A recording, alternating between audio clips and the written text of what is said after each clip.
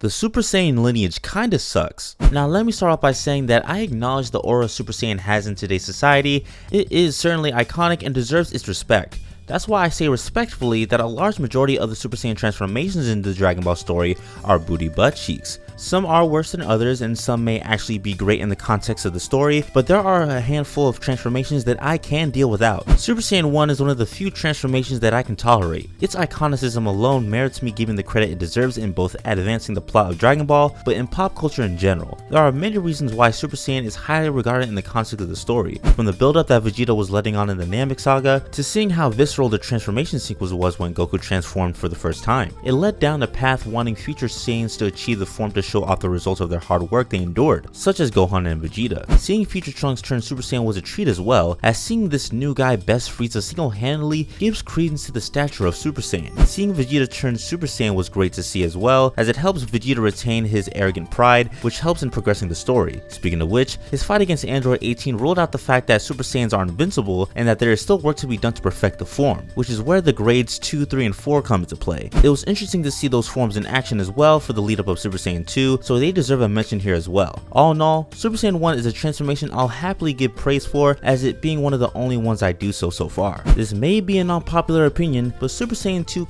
kinda sucks as a transformation. Not in terms of power and raw ability, but of what it means in the context of the show and its utilization. The only reason I think people regard Super Saiyan 2 highly is because of its introduction with Gohan with his fight against Cell. And don't get me wrong, that transformation sequence is one of my favorites in the entire franchise and of all of anime, but that's the only time Super Saiyan 2 gets its moment to shine. At least with Super Saiyan 1, it had time to breathe, especially with the grade variants. Now we just go from Gohan turning Super Saiyan 2 and not much else noteworthy happens until Super Saiyan 3 gets introduced. Now you may want to include the Super Saiyan 2 fight between Goku and Majin Vegeta in the Blue arc, but to my knowledge, in the manga, the fight didn't last as long in the anime, so what most of us saw was conjecture and based on the creators of the anime as opposed to the original author's vision. And even if we included the anime version, you can't tell me anything specific about that fight that gave credence to the legendary status of Super Saiyan 2, aside from it being stronger than the original. They could have just been in their Super Saiyan 1 forms and the fight would have mostly stayed the same. And it also doesn't help that the transformation itself doesn't look any more appealing than the original Super Saiyan for most characters, aside from Teen Gohan with his hair spiking up more than usual. First off,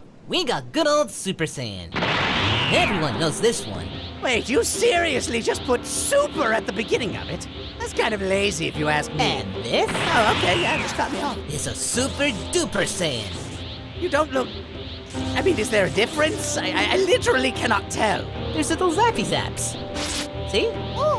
At least past Super, we almost never know when someone is going Super Saiyan 2, hoping to just see the sparks that reside within the transformation. The transformation itself can't stand on its own without Super Saiyan 2 Gohan taking the show in the Android saga. From thereafter, it was pretty much an afterthought, so much so that Akira Toriyama stated himself he forgot that he made that transformation and thought Super Saiyan 3 was Super Saiyan 2. While it may have some significance in the earlier parts of the story, I'd argue it's completely irrelevant up to this point. Super Saiyan 3 is one of the most wasted transformations in the Dragon Ball universe. While in theory it's cool and its transformation sequence goes hard, specifically in the anime version, this is one of the only forms that amounted to nothing in its use cases, at least in canon material. Goku first used it against Majin Buu, and while he admitted that he could have beat Buu, he specifically didn't do so that he could have enough time on Earth to train Goten and Trunks to the fusion dance, and also to be sure that they don't rely on Goku for the future fights going forward. I'm not mad about that, as it gives credence to the apparent awesome stature of Super Saiyan 3. Then you have Gotenks who uses it against Super Buu, and at least to me, it was an underwhelming display, but I think it more so has to deal with how immature Gotenks is, as if he were taking the fight seriously and not have gotten cocky, he would have bested Buu before the transformation went out. Then later on, you have Goku using it against Kid Buu, and we see that in action to a good enough effect, but I only appreciate his use of it here because Vegeta got to witness it firsthand and him realizing that Goku is the best and gives him the respect that he deserves. That said, Goku can't sustain the form due to the transformation requiring an insane amount of energy, making it not very viable to use in most instances. Again, I'm not really mad at that since it gives credence to the legendary status of the transformation, but in doing so, makes it so that we'd rarely get a chance to see Super Saiyan 3 in action, let alone it being the finishing blow.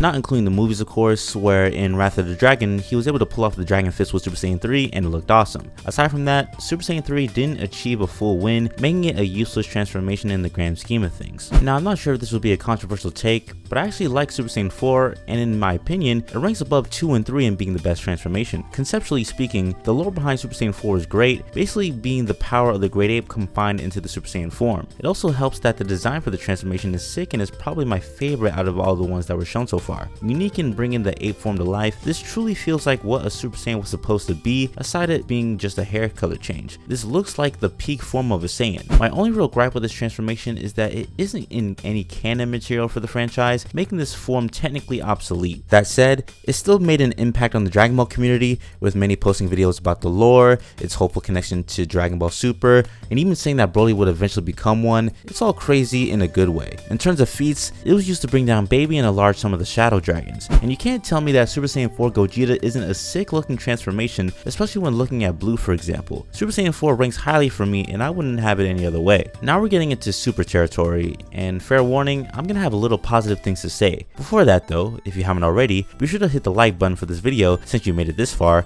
and go ahead and subscribe so you can see more Dragon Ball content just like this. You won't regret it. Super Saiyan God is a bit of a mixed bag for me. On one hand, I think the concept is great and it certainly had potential in what it could bring about for the franchise, but I feel like it was very underutilized. I feel like this should have gotten more screen time to better gauge the form, but from what we got, I can say that it sufficed at least partially. I would love to see the original Super Saiyan God in action at some point. A movie special on Yomoshi would go hard in my opinion, but for now, I just see it as a red version of the base Saiyans, nothing crazy. The design is a bit unique, slimming down the user, and the aura it emits looks crazy, but aside from Goku's fight with Beerus, the form doesn't stand out too much in my opinion, unlike Super Saiyan Blue, which took up half the runtime of Super. Speaking of which, I really don't like Super Saiyan Blue. Design wise, Super Saiyan Blue is literally just Super Saiyan with a blue filter. That's boring to me, and there's negative implications going forward with this change that may come to pass, in that if more transformations are to arise, then all they need to do is change the color of the hair and it's good to go. It's lazy. Also, the name. Super Saiyan God Super Saiyan was already a bad name, but I don't know, Super Saiyan Blue is right up there as well. At least with Super Saiyan God Super Saiyan is describing the form, that being a Super Saiyan God that basically has its own Super Saiyan transformation. Calling it Super Saiyan Blue is just describing the color, so you could just say Super Saiyan Yellow, Red, Blue, Green, Purple, etc. It's not giving much effort if you ask me. Maybe call it Super Saiyan Divine or Divinity to make it sound more unique and not just a palette swap. As for its initial showing, it being out of nowhere was kinda dumb. We know Goku and Vegeta trained to get the form, but it would have been nice to see them initially obtain the forms themselves in some capacity. This also wasn't a nice reveal, since we literally just got Super Saiyan God the previous arc, so we didn't have much time to marinate on it. It doesn't matter to me how powerful it is if I can't buy into it existing in the first place. Then you have the equivalent Super Saiyan Rose, which is just the form specifically for Goku Black and Pink. While it looks aesthetically pleasing, it's functionally Super Saiyan Blue, nothing much more to it. Overall, I think Super Saiyan Blue was used way too early and could have been better handled, just like the rest of Super. Super Saiyan Rage is just a stupid transformation in general. While you can at least argue that every other form made sense in the context of the introduction, Super Saiyan Rage is the exception to that. This form is exclusive to future Trunks during the Goku Black arc, where he was significantly weaker than the god level threats initially. Then he gets the form and is somehow able to go toe to toe with the likes of Black and Zamasu. This feels out of place for multiple reasons. For one, this form didn't feel properly earned like forms before it. Even in the case of Super Saiyan Blue, at least we knew it was achieved through rigorous training. Rage feels like it was brought up in the writer's room to see how they can justify Trunks being as strong as Zamasu, and I don't care if you want to bring in the fact that he's a hybrid Saiyan, meaning he has more potential to surpass a lot of the other characters, since this form wasn't earned like how Super Saiyan 2 was for Gohan. And it doesn't help that it came out of nowhere. No one even had to die or seriously get hurt for him to undergo the transformation. He was just getting beat up like normal, then poof, he gets the form. How he's able to fare against people with God Ki is beyond me, but Dragon Ball Super isn't known for being logical, at least in terms of proper writing. Definitely the worst transformation by far. Now, Ultra Instinct isn't really a Super Saiyan transformation, but I do want to highlight it as something newer transformations should strive for. This form was teased all the way back in the Resurrection F arc, with Whis noting that it'd be the pinnacle form for anyone to achieve. Even the likes of Beerus hadn't managed to achieve it yet. Then as the Tournament of Power was starting out, we're getting teased of a new form for Goku, the Dragon Ball community calling it Limit Breaker before its unveiling. And then comes the fight against Jiren. When he unlocks the form, the horns start playing,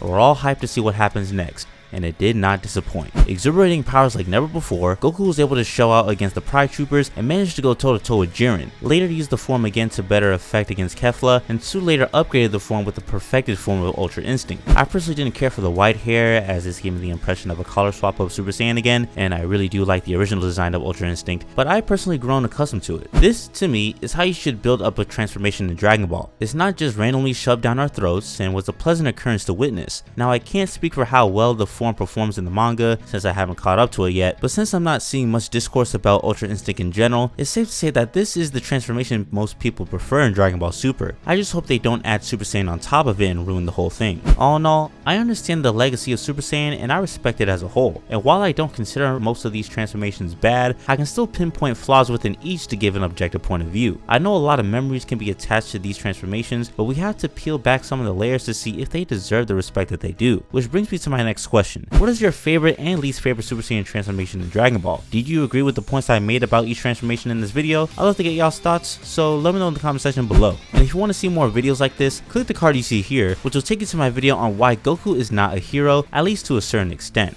I'm the Curly Haired Hokage, and I hope you all have an amazing and blessed day. Peace.